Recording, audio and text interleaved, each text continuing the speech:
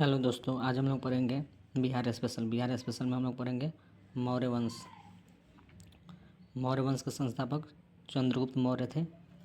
इसके साम्राज्य की राजधानी पाटलिपुत्र था। इसके समय पहला राजदूत मेगास्थनीज बिहार आया। मेगास्थनीज ने इंडिका पुस्तक लिखा। इंडिका पुस्तक में तथा यूनानी लेखकों ने पाटलिपुत्र के लिए पोलिब्रोथा शब्द का प्रयोग किया था। इंडिका पुस्तक में तथा यूनानी लेखकों ने पाटलिपुत्र के लिए पोलिब्रोथा शब्द का प्रयोग किया। यूनानी ग्रंथों में चंद्रगुप्त मौर्य के लिए सेंड्रोकोटस या एंड्रोकोटस भी कहा जाता है। सेंड्रोकोटस का चंद्रगुप्त मौर्य के रूप में पहचान विलियम जोन्स ने किया था। कब किया था? 1826 ईस्वी में सेंड्रोकोटस का चंद्रगुप्त मौर्य के रूप में पहचान विलियम जोन्स ने किया। पाटलिपुत्र नगर प्रशासन का उल्लेख मेगास्थनीज के इंडिका पुस्तक में मिलता है। पाटलिपुत्र के नगर प्रशासन के लिए 6 समितियां थी और प्रत्येक समिति में 5 सदस्य थे। पहला शिल्पकला समिति, दूसरा वैदेशिक समिति, तीसरा जनगणना समिति, चौथा उत्पादन समिति, पांचवा वस्तु निरीक्षण समिति, छठा कर समिति। बिंदुसार वह चंद्रगुप्त मौर्य के पुत्र थे। बिंदुसार के समय 2 राजदूत बिहार पहुँचे। पहला है डायमेकस और दूसरा है डायोनेसियस। यूनानी ग्रंथों में बिंदुसार को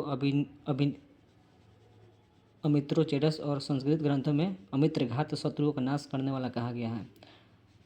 बिंदुसार के बेटा का नाम है अशोक। अशोक के समय राजधानी पाटलिपुत्र था।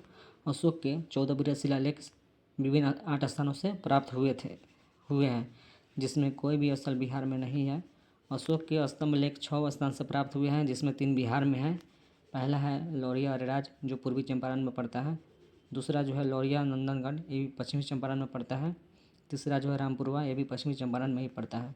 अशोक ने बराबर पहाड़ में चट्टान के काटवा कर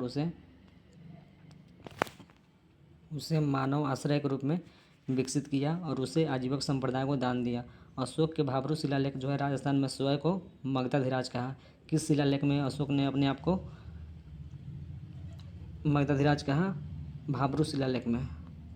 बोधि वृक्ष, जिस वृक्ष के नीचे गौतम बुद्ध को ज्ञान प्राप्त हुआ, बोधि वृक्ष कहलाया।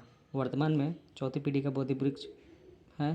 पहली पीढ़ी इस वृक्ष को अशोक की पत्नी तिस्रक्षिता ने कटवा दिया। दूसरी पीढ़ी का वृक्ष है, इस वृक्ष को गौड़ शासक शशांक ने कटवा दिया। तीसरी पीढ़ी के वृक्ष 1876 ईस्वी के प्राकृतिक आपदा में नष्ट हुए। चौथी पीढ़ी 1880 में कनिंगम ने श्रीलंका में इस वृक्ष को लाकर कटवाया। अशोक के पोता दशरथ ने गया के निकट नागार्जुन पहाड़ी में गुफा बनवाकर आजीवक संप्रदाय को दान दिया। मौर्य वंश का अंतिम शासक वृद्धरथ था।